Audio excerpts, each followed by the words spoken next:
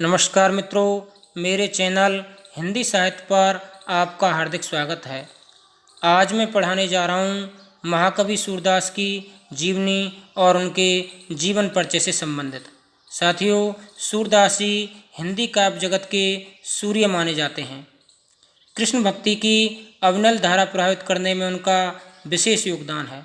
साथियों, सूरदास जी श्री कृष्ण के अनन्य उपासक एवं ब्रजभाषा के श्रेष्ठ कवि माने जाते हैं। सूरदास जी के जन्म स्थान के बारे में मतभेद है। अधिकतर विद्वान सूरदास जी का जन्म संमत 1535 सन 1478 ईस्वी में मानते हैं। मित्रों, जन्म स्थान की बात करें तो दिल्ली के पास सीही गांव में उनका जन्म हुआ। साथियों, कुछ विद्वानों के अनुसार आगरा और मथुरा के बीच रनुक्ता गांव में उनका जन्म माना जाता है। मित्रों, इनके पिता एक गरीब ब्राह्मण पंडित रामदास थे, अर्थात इनका जन्म एक ब्राह्मण परिवार में हुआ था। साथियों, सूरदास जी जन्म से अंधे थे, परंतु इस संबंध में भी विद्वानों में मतभेद है। सूरदास जी का कंठ मधुर था। वे आगरा के समीप श्री वल्लभाचार्य जी से मिले और उनके शिष्य बन गए। श्री वल्लभाचार्य गोस्वामी विट्ठलनाथ द्वारा स्थापित अष्टचाप के अग्रगण्य भक्त कवि थे। साथियों, सूरदास जी श्री वल्लभाचार्य जी से मिले और वहीं पुष्टि मार्ग में दीक्षित हो गए। साथियों, पूर्व में सूरदास जी दास्य और दैन्य भाव के पदों की रचना करते थे। उनके काव्य के बारे में कहा जाता है कि वे प्राय काव्य, भक्ति और संगीत की त्रिवेणी प्रभावित करते हैं। साथियों, सूरदास जन्म से अंधे माने गए, लेकिन राधा कृष्ण के रूप सौंदर्य का सजीव चित्रण, नाना रंगों का वर्णन, सूक्ष्म विश्लेषण आदि गुणों के कारण अधिकतर विद्वान सूरदास को जन्मांध स्वीकार नहीं करते हैं। प्राय वे सगुण भक्ति काव्यधारा के कृष्ण भक्ति काव्यधारा के कवि थे। सगुण भक्ति और सगुण भक्ति में भी कृष्ण भक्ति काव्यधारा के प्रमुख कवियों में महाकवि सूरदास का नाम आता है। मित्रों, श्याम सुंदर दास जी ने सूरदास जी के बारे में कहा है, सूर वास्तव में जन्मांध नहीं थे, क्योंकि श्रृंगार तथा रंग रूप आदि का जो वर्णन उन्होंने किया है वैसा कोई जन्मांध नहीं कर सकता। साथियों, इनके बारे में डॉक्टर हजारी प्रसाद द्विवेदी ने कहा है, सूर सागर के कुछ पदों से यह ध्वनि अवश्य निकलती है कि सूरदास अपने को जन्म का अंधार कर्म का भागा कहते हैं, पर सब समय इसके अक्षरार्थ को ही प्रधान नहीं मानना चाहिए। यानी इन दोनों विद्वानों ने सूरदास जी के बारे में अलग अलग विचार प्रस्तुत किए हैं। यानी ये सूरदास जी को जन्मांध नहीं मानते, ये सूरदास जी को श्रेष्ठ कवियों के रूप में मानते हैं। मित्रों, सूरदास जी के निधन की बात करें तो इनके निधन के बारे में भी अलग अलग विद्वानों के अलग अलग मत हैं। साथियों, इनका निधन विक्रम संवत 1620 यानी सन 1563 में पारसौली में हुआ था। साथियों, अब हम जानते हैं इनकी रचनाओं के बारे में। इनकी रचनाएं कौन कौन सी हैं। साथियों, इनके बारे में अंतिम समय में श्री विट्ठलनाथ जी ने कहा था कि पुष्टि मार्ग को जहाज डूबत जात है, जाए कसु लेनो हो सो ले ले। अर्थात जब सूरदास जी का अंतिम समय था तो इनके अंतिम समय के अवसर पर श्री विट्ठलनाथ जी ने कहा था कि जिसको कुछ लेना है वो ज्ञान प्राप्त कर ले। अर्थात सूर जैसा ज्ञानी महापुरुष अब इस संसार से विदा होने वाला है। ये पंक्ति मित्रों विट्ठलनाथ जी ने कही थी। मित्रों, अब इनकी रचनाओं की बात करें तो महाकवि सूरदास की 3 प्रमुख रचनाएं हैं, सूरसागर, सूरसारावली और साहित्य लहरी। मित्रों, इन तीनों ही रचनाओं में सूरसागर उनकी प्रमुख कृति है और सूरसागर इनकी अमर कृति भी मानी गई है। साथियों, इस कृति से इनकी विशेष ख्याति प्राप्त है, अर्थात इनकी विशेष ख्याति सूरसागर से हुई है। मित्रों, अगर इनकी पदों की बात करें तो महाकवि सूरदास जी ने 1.25 लाख पदों की रचना की है। और मित्रों, श्रीमद् भागवत को आधार मानकर उसका 10वां स्कंद लिखा है, जिसमें गोपी ब्रह वर्णन को भी इन्होंने प्रधानता दी है। मित्रों, अगर महाकवि सूरदास के रसों की बात करें तो वात्सल्य, श्रृंगार और शांत रस तीनों ही रसों को अपने काव्य में समाहित किया है, किंतु प्रधानता रस की बात करें तो महाकवि सूरदास ने वात्सल्य रस की ही प्रधानता की है। मित्रों, कई बार अगर कंपटीशन एग्जाम में प्रश्न पूछा जाता है कि सूरदास के काव्य में किस रस की प्रधानता है, तो वहाँ हम प्राय वात्सल्य रस को ही प्रधानता देंगे, क्योंकि सूरदास के काव्य बारे में कहा जाता है कि सूर वात्सल्य रस का कोना कोना झांक आए हैं, अर्थात इनके काव्य में प्रधानतः वात्सल्य रस की ही प्रधानता है। हालांकि सूरदास जी ने गोपी ब्रह में श्रृंगार रस का भी प्रयोग किया है, जिसमें संयोग श्रृंगार और वियोग श्रृंगार दोनों ही रूपों का वर्णन किया है, किंतु मुख्य रूप से इनके पदों में वात्सल्य रस की प्रधानता है।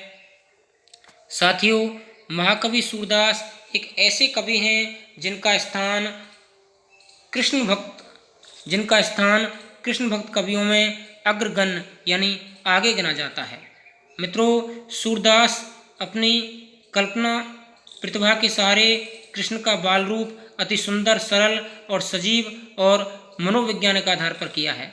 साथियों, कई बार ये इस प्रकार से बाल मनोहर रचना करते हैं जिसमें इनका श्री कृष्ण का बाल छवि रूप निकल के सामने आई है, जिसमें ये श्री कृष्ण के बारे में लिखा है, मैया कवई बढ़ेगी चोटी, कितनी बार मुही दूध पिबत है, वही अबहु है छोटी। यानी कई बार कहते हैं, हे माँ कि मेरी चोटी कब बढ़ेगी, यानी किस प्रकार से उन्होंने बाल लीलाओं का वर्णन किया है, इसके ऊपर सूरदास जी ने विशेष अपनी कलम चलाई है। साथियों, कृष्ण की बाल लीला और भ्रमर गीत प्रसंग सूरसागर के 10वें स्कंद में इनका वर्णन प्रमुख रूप से किया गया है। साथियों, आचार्य रामचंद्र शुक्ल ने सूरसागर का सबसे मर्मस्पर्शी और वाग्वेदपूर्ण अंश भ्रमर गीत है। अगर सबसे महत्वपूर्ण अंश की बात करें तो इनका भ्रमर गीत, यानी भ्रमर गीत में क्या है मित्रों, गोपी ब्रह का वर्णन किया है। संपूर्ण भ्रमर गीत में गोपी ब्रह है, जिसमें मित्रों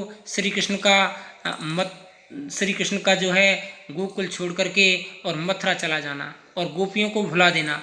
और मित्रों, श्री कृष्ण जब मथुरा गए थे तो गोपियों से केवल यह कह के गए थे कि मैं निश्चित रूप से जल्दी ही यानी परसों वापस जो है गोकुल लौट के आ जाऊंगा, किंतु मित्रों इतना समय हो गया कि उन श्री कृष्ण का वो परसों नहीं आया और उस परसों के ही चक्कर में कई वर्षों बीत गईं, किंतु उनका वो परसों लौट के नहीं आया। अतः यहाँ भ्रमर गीत उनकी एक महत्वपूर्ण कृति बन जाती है। मित्रों, आचार्य शुक्ल ने भ्रमर गीत के 400 पदों को छांटकर संग्रह किया है और भ्रमर गीत सार के रूप में लिखा है। आचार्य हजारी प्रसाद द्विवेदी सूरदास जब अपने प्रिय विषय का वर्णन शुरू करते हैं तो मानो अलंकार शास्त्र की एक तरह से बाढ़ आ जाती है। यानी अलंकार के बारे में इतना लिखा है कि अलंकार की एक तरह से बाढ़ सी आ जाती है और मानो उपमा की बरसात भी होने लगती है उनके काव्य में। मित्रों, सूरदास के काव्य में अलंकारों की बात करें तो सूरदास के काव्य में अनुप्रास, यमक, श्लेष, उपमा, रूपक इत्यादि अलंकारों का विशेष वर्णन हुआ है। मित्रों, यहाँ तक की बात करें अलंकार ही नहीं, अलंकारों के साथ साथ जो है लोकोक्ति और मुहावरों का प्रयोग भी उनके काव्य में खूब हुआ है।